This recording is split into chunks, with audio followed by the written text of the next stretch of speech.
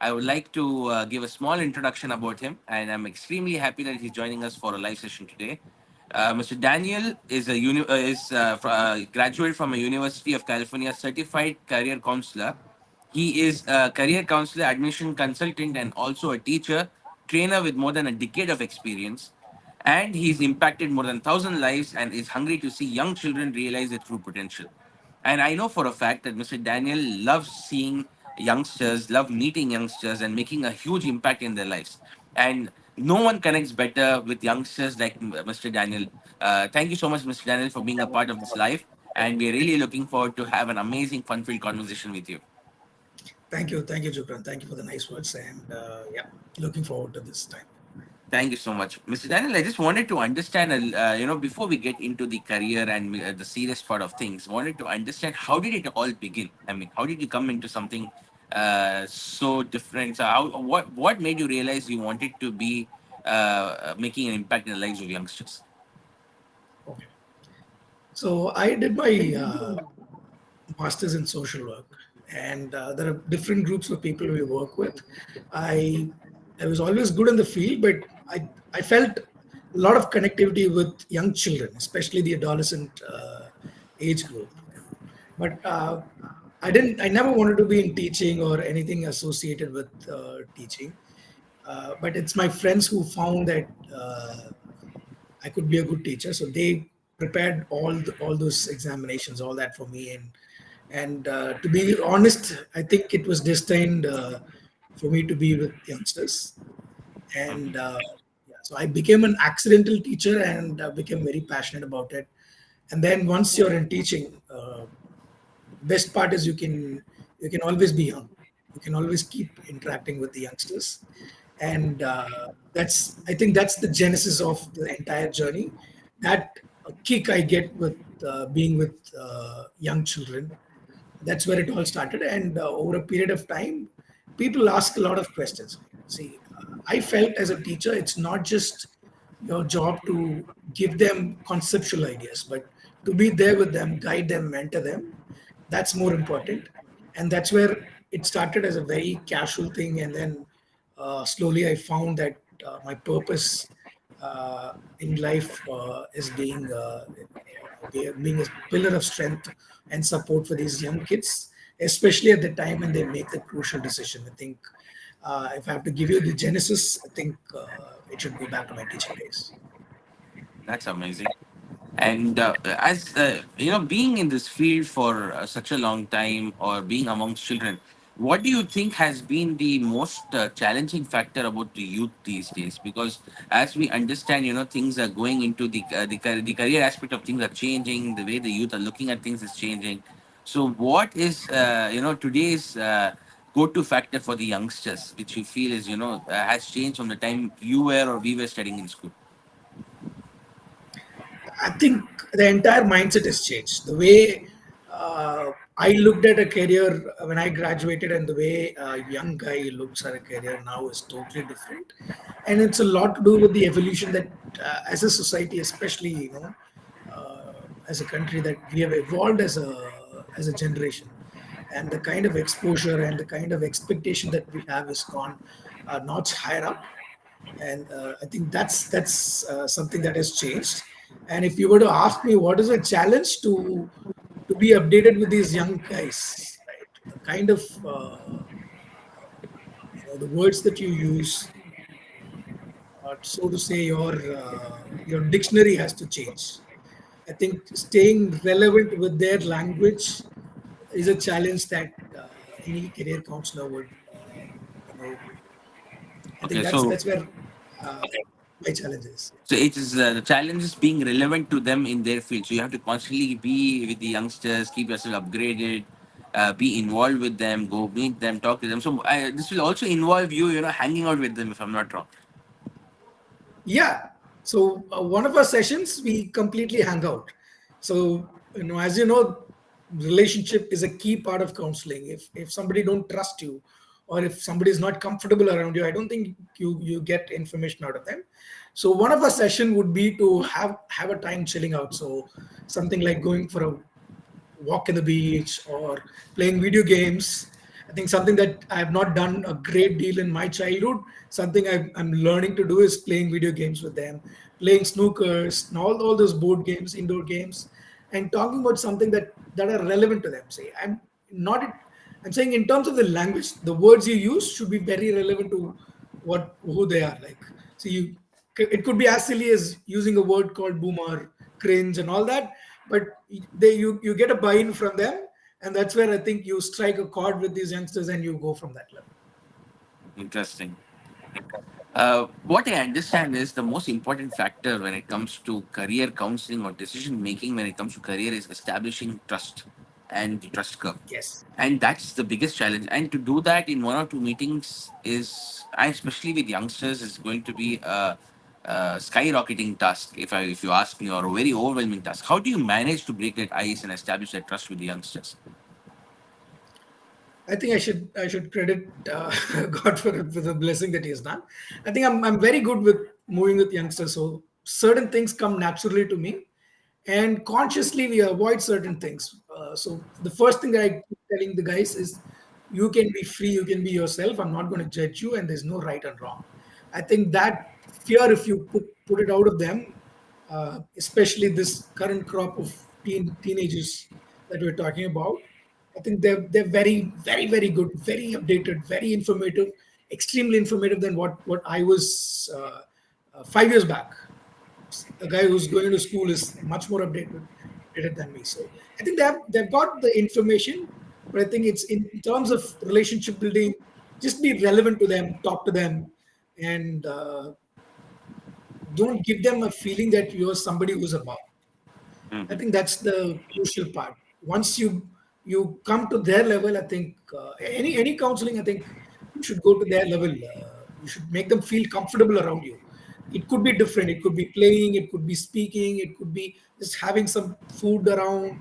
You just have to find the chord with that particular individual. It's extremely crucial to customize. Interesting. Interesting.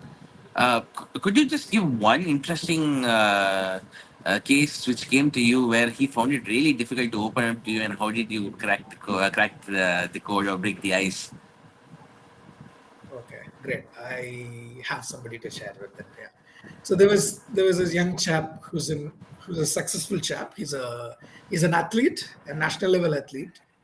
So we were doing a lot of counseling and all. So with this youngster, when it comes to counseling, it's not just the words that are expressed. There are a lot of non-verbal cues that as a counselor we need to pick up. So we were the first session I was doing. We had a walk in the beach, and this guy, the maximum that he spoke was two words: yes, no, right? So and knowing me, right? You know me. I like people who talks, and I become very comfortable around people that describes things. And he was giving me one word answers here, there, this, that, and all that. So I was finding it very difficult to crack him. So what we used to do for 45 minutes, I think it went on till about 90, 100 minutes of a session. And Mhm. I'm trying my hard to crack him. I'm trying my hard to make him feel comfortable. The first session, he was not comfortable at all. Mm. I think so. Then at the end of the session, when I was handing over the child to the parent, I found the trust where I could crack him with. So the moment the parent asked me what is it, I said we'll take it as it goes. I didn't share a lot of things with him. So his pain point was whether this guy would go say everything to my parents. So Mm, I mm, built that trust when he wanted not to share all the things. And then the second session when we took on, I found something that he likes to do is walking on the shore. So I took him again on a walk. I told his parents not to even call us for some time. So we just took a long walk from Marina to Seashore Estate, quite a long wow. walk. And then he Mm, started, and the second session, he started opening up and saying things. And then I gave him a reassurance that, see, nothing, no detail will be shared with your parents, but the crux of what we discuss, the result of it would be shared. And there should be a buy in. And once he bought in, and then we brought out a lot of things. And one of the happier moment for me is that parent at the end of the counseling they came and said, "Sir, you were able to share things that we even don't know about a child." Mm. So one thing they That's share is, so he's a low light learner. Different people learn different ways. He's a low light learner, and especially in our community, parents say you have to make the light bright and this that. So they were constantly peppering him with those information. And the moment I told him, does he? And I told him, are these the manifestation that he is doing at home? And they said yes. And I said, okay, fine. There are different kind of learners, and your child is a low light learner. He is able to what's a low light learner, sir? so some people prefer to read or learn under bright light. So Okay. the moment the light is dull, their concentration goes haywire. Some people they do excellent when the light is low. If you put them into a bright light situation, they may not be able to concentrate much. So we need to understand what kind of a learner are we. No, it's not just audio, visual, and all that. It's also in terms of the light. What kind of ambience do you prefer to learn more? Okay. So people with daylight and low light learning have a different character perspective altogether. No, it's just the light. It's just the preference. Yeah, but that For surely certain, would reflect on their personal character as well, right? But how yeah, did you, I mean, figure it that will. out that he's a low light learner? There was something in his traits which you caught that which made you realize, oh, this guy is this particular Yes, characteristic. yes, but there are a lot of combinations to it. We cannot generalize. No, if he's a low light learner, this is how he'll turn out. There are when we say about certain personalities, I think there are different phenomena involved in it. But yes, there are some certain styles associated with it. Okay, that's interesting. Now, in this entire journey, the most important aspect would be ethics, because the whole industry depends upon the ethics of how you're going to collaborate with various students, and how what sort of in what level of confidentiality you're sharing them their experiences and giving them the guidance. So, how do you go about the entire ethics code when it comes to this industry? So we strictly follow a set of ethical codes. We have a defined set of ethical codes for us. One of the crucial things that we do is we don't disclose the information per se. Say, for example, if a child says, "I struggle with this," we don't tell them this is. We don't just translate that to the parents, but we give it to them in a nutshell that they understand the crux of the problem. We need to give them an idea of what the child is going through, but do not discuss the details with the parents, which may hamper the confidence of the child. But give it in a way that the parent is also able to take measures to solve what the child is going through. Say some children, when we counsel, they may be going through some deep emotional problems. Correct. One of the child was suffering from a deep trauma.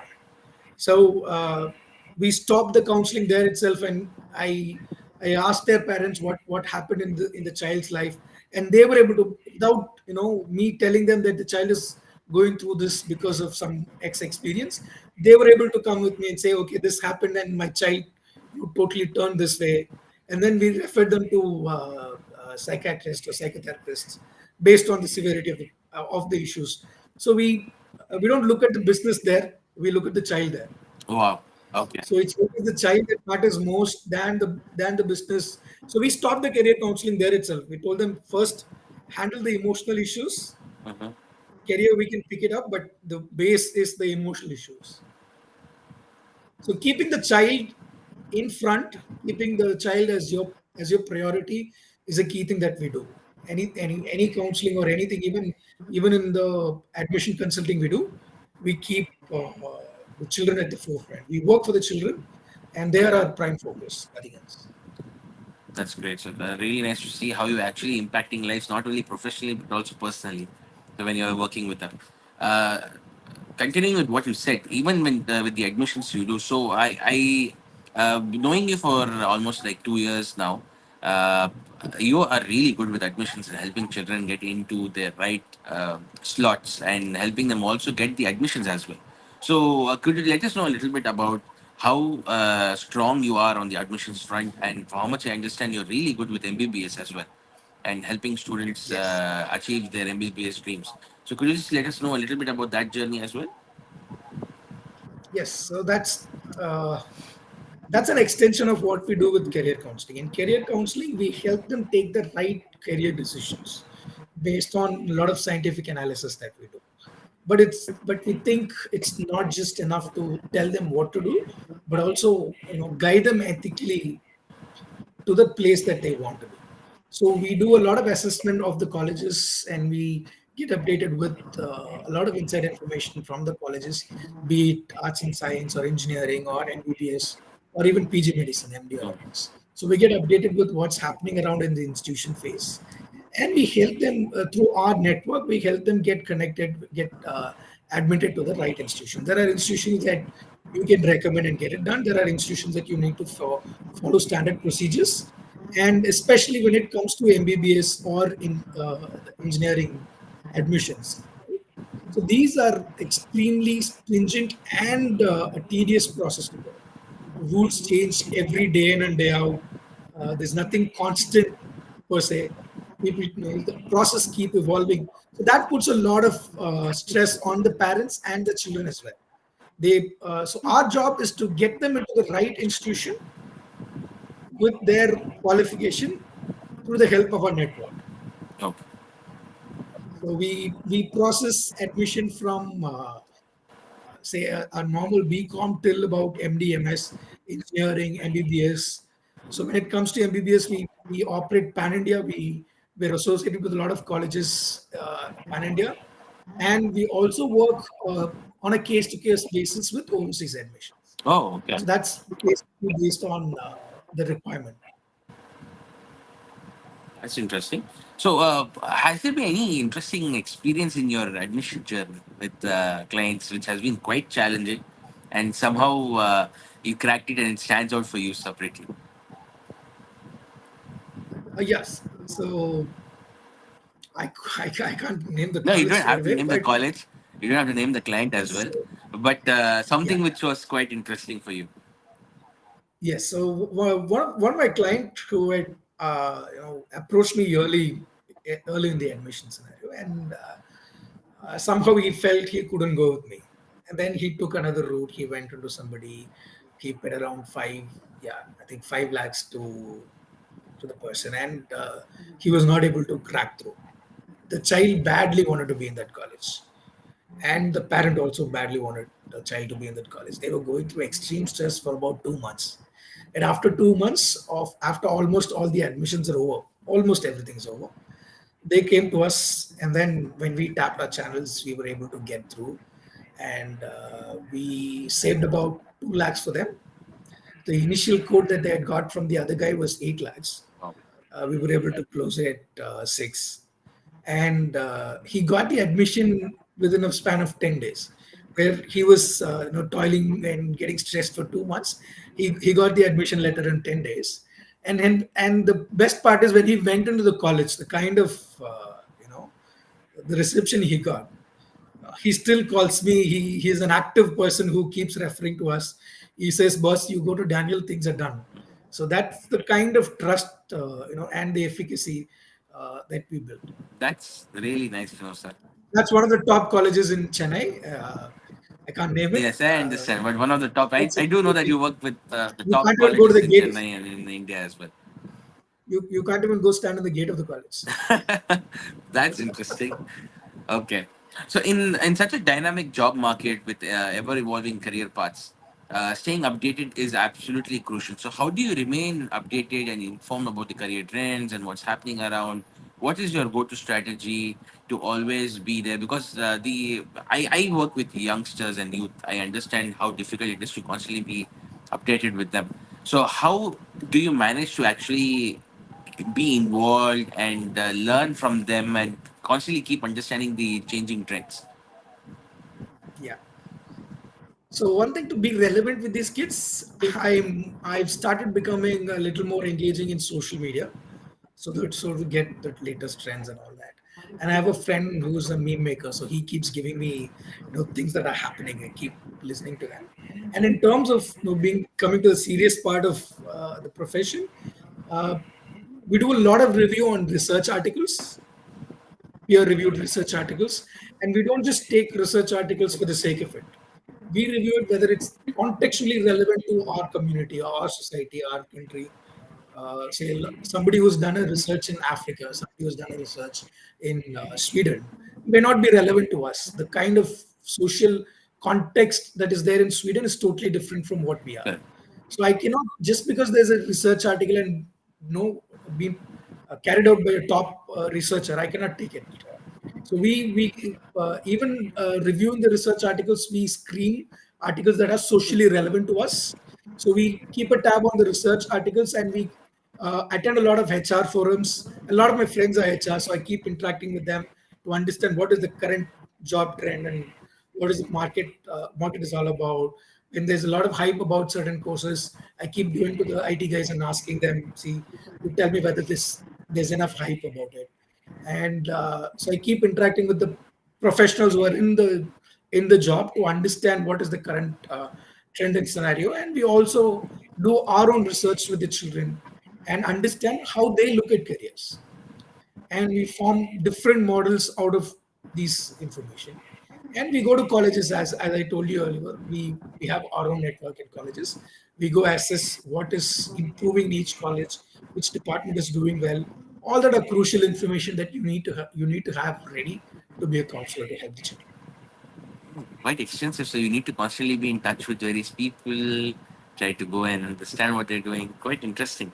So, Yes. so your involvement is very not only in admissions and counseling, but also understanding where they can be placed after the college. So it's completely like an ecosystem here. Interesting. But in this entire journey, or in this entire work ecosystem, collaborations is the key, if I'm not wrong. Collaborations and having the right Yes. partners and having the right stakeholders is very important. So, how do you go about it? Do you collaborate with various people, or you have an ecosystem of your own where you provide them with the solutions which they need, and you give them everything under one umbrella? How do you generally go by? Because for how much I understand, how you when I've seen you uh, talk to youngsters, first thing you connect with them emotionally. Second thing, you become friends with them. Third thing, you establish that trust, and then the loyalty is generated. Then you speak to them about their career, and so most of the time, the people don't know about what they want in their career. And then you actually, Yeah. he would say he wants to be a doctor, but then you will figure out that he actually wants to be a lawyer, hypothetically. So the Yes. entire journey which you're going through, how do you generally handle a client? So when there is a client coming to you, you provide everything under one umbrella, or you have key stakeholders you work with, and then you offload it to them, or how is that it goes? We collaborate, but we offer solutions under one umbrella. That's what we do. Say counseling or admissions or any business that you do, Jubran. You are also into a Good. business, right? You cannot be in a business without collaboration. Absolutely. And I don't think human beings are made in such a way that you can stand out as an individual and do everything on your own. Correct. You need to collaborate, but you need to collaborate in such a way that you have the control over the efficiency of it. I think that's what we do. We do collaborate with a lot of stakeholders, as I said, colleges, a lot of professors who keep giving us inputs, a lot of HRs who keep giving us inputs. So in that way, we collaborate. But in terms of the service delivery, we provide the service under one umbrella in our banner. So that's pretty much sorted out. And especially coming to children who come with no ideas, children who come with a lot of confusions. One thing we strictly do is do not talk about career in the first meeting itself. Oh, okay. Absolutely no talk about nothing related to career, nothing related to academics, except for the question which class you're studying, which is a customary question I Yeah. have to ask. But nothing related to academics, nothing related to career, the aspirations, or anything in the first session. Nothing. So that kind of, I think that's where you also mentioned, you connect with them emotionally, you connect with them, and then things start flowing. I mean, out of the box question, something which strike me. So you being a fabulous career counselor, doing this for such a long time. I mean, were you a very studious and a very serious student with very clean perspectives in life or career? So I just wanted to understand. So does it come from your experience or does it come from something else? I think my classmates should see this and they'll have a good laugh about it. I was I was very fun loving person. Yeah, I was not a. I was never the first person to stand out, but I've always been keen on learning what I'm totally interested in. So if something that I put my mind onto, I go all out and do it. So that's something that comes naturally to me. God is blessed with that. So I think there's a lot to do with experience. There's a lot to do with the experience of others. I learned through my experience, and I also learned through experience of people that I see around me, and I read a lot about people's experiences. I think I don't read a lot of books in terms of say concepts, but I'm more interested in people's experience. So if you were to give me an option between listening to somebody's story or read a book, I would prefer the story. Understood. Understood. That's very deep, actually. So, like you like to understand and learn from people's experiences more than anything else, and that's the best way you learn. Yeah. So as I told you, there are different modes people learn. I learn from experiences. I learn from people's experiences. I'm a more an audio learner. I love to listen to stories. So even today, if I want to go to sleep, I will listen to something, Mm. and then I fall asleep. So That's that's my way of learning. wow. That's interesting. So, having met so many students, what is that one advice or one factor which you see which is common in youngsters these days, which you feel if it's eliminated, they'll be able to have a more clearer career perspective in life? Uh, say the fact is that today's children know a lot. It's a fact, Okay. and that's the downfall as well. Okay. The moment you feel I know it all, that willingness to learn is something rather than saying eliminate something, I would say take it on. Add the willingness to unlearn and learn. I think Unlearn if and learn. I mean, like yes, probably some example if you could just give us. I mean, how does it affect unlearn and learn? As in, how do you suggest it should be happening? keeping an open mind per se. So see, children are informed. They have access to information right, left, and center. And I keep telling this to a lot of people that I meet. Today's children do not need a teacher who's going to give you only concepts. They don't need you. They have got better avenues than a teacher or than a school or a college or whatever, right? So in terms of the conceptual understanding, these children do have it, but it's the guidance and mentoring. So in terms of when they talk and interact, right? When you get to learn a lot of things, you tend to form a structure in your brain or a structure to anything. You form a model. I think when it comes to suggestions or when it comes to learning, unlearning is the most crucial thing. You Absolutely cannot keep a baggage and then you'll say, I'll do this. You need to correct. put up the baggage. So that's unlearning. Hmm. Keep an open Okay. mind to see whether the new information that is coming in is relevant or not. The new information that is coming in will be more value to what I know or not, rather than thinking what I know is the best. Hmm. So to give you an example, a lot of children come and tell me, I want to do AI, I want to do machine learning.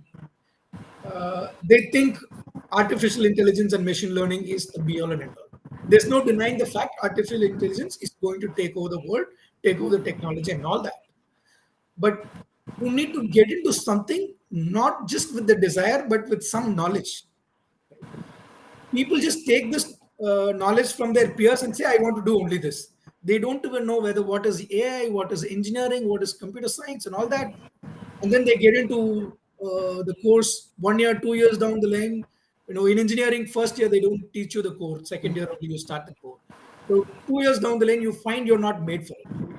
You might be made more for mechanical engineering, which is a very good career prospect people are avoiding these days.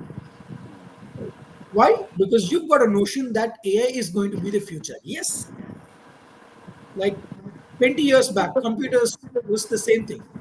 Correct. Correct. And a lot of people said computer is only for computer engineers. Now, computers used in every walk of life. So AI will take that form eventually. Maybe not 20 years, 5 years or 10 years, God knows. Yeah. But tell me if there's anybody who cannot operate a computer today. Everybody knows. Okay. I think eventually AI will also evolve in terms of utilization.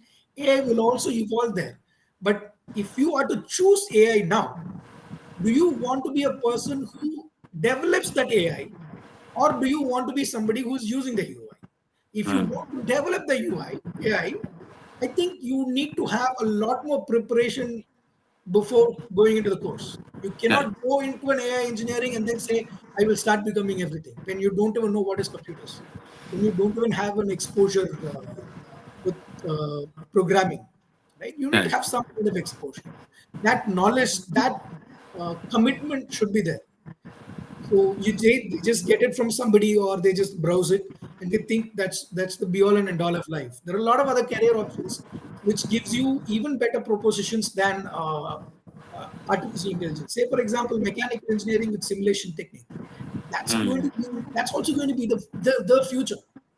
It's going to reduce a lot of cost in the automobile industry. People don't know about it, and a lot of kids are genuinely interested in mechanics, automobile, but they're choosing AI because they think, or Because of they the buzz, heard. because of the Yeah, buzzword FOMO. yeah. Interesting. That's interesting. So we have learned so many things today in regards with career counseling, youngsters, in regards to how you approach them and how it's supposed to be done. Basically, this entire conversation is for the audience to understand the challenges faced through for the youngsters these days and how to overcome it and how it should be addressed. But having said all that, just to make people understand you on a different perspective, something about you which people don't know about, some People are candid side of yours, something about you, clients which yeah, or friends. uh, no friends, clients, anything, something interesting which you do on a personal level, something is which is your hobby, which not many people know about, the candid side of Daniel sir. So we've seen the professional side, but we like to also hear a little bit about the candid side. So what are the how do you unwind or how do you recharge yourself in any given day? Because counseling and being always available for people is extremely exhausting. It Yes. allow it you absorb a lot of stress. And how do you unwind, how do you recharge, how do you always be there constantly for people? So something that's helping me these days is the fellowship that I have in church. So a lot of people know that I'm Yeah. I'm I'm quite engaged with the church and spiritual. So the fellowship with my church helps me a lot Mhm. to unwind and get back.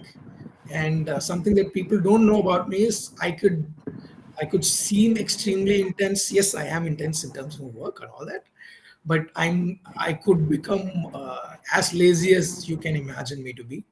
So the best way that I unwind is just take nothing in my mind, or say I prefer mountains. So you travel to mountains Oh, or at home. Yeah, so I'm a hills person. So okay.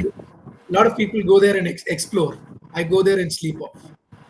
I go there Nice. just to enjoy the scenic nature, just the rain, just the chill and all that. So yeah, if I switch off, I can completely switch off. That's something people don't know about. That's interesting. That's very interesting. Thank you so much, Mr. Daniel. It's been a pleasure to have you here with us. You've shared some amazing insights. You've been candid. You have shared things in different perspective, examples. So I really hope that youngsters are able to connect with you, are able to find you as a friend, because I do find you as an amazing friend. And I wish to see many more youngsters who have been associated with you to be achieving tremendous success in life. Thank you so much for this amazing session, and looking forward to hear more from you in the future. Thank you, Juvi. It's a pleasure as always being with every Oh, conversation of ours. it's been an And absolute pleasure. yeah, so yeah, you've taken me to parts that I didn't expect you to, but I think yeah, it's great. It's great to know the other side I of you. always like to poke people a little bit. Yeah, yeah, it's pleasure. It's a complete pleasure to just speak with you and have your insights. And yeah, and as it's a pleasure talking with the youngsters. Yeah, Thank you so that's much. Thank you. Thank Thank you, you, sir. Jubran. Bye. Thank Thank you for you. your Thank you time. so much. Anytime, anytime. Thank you for your time, sir. Take care.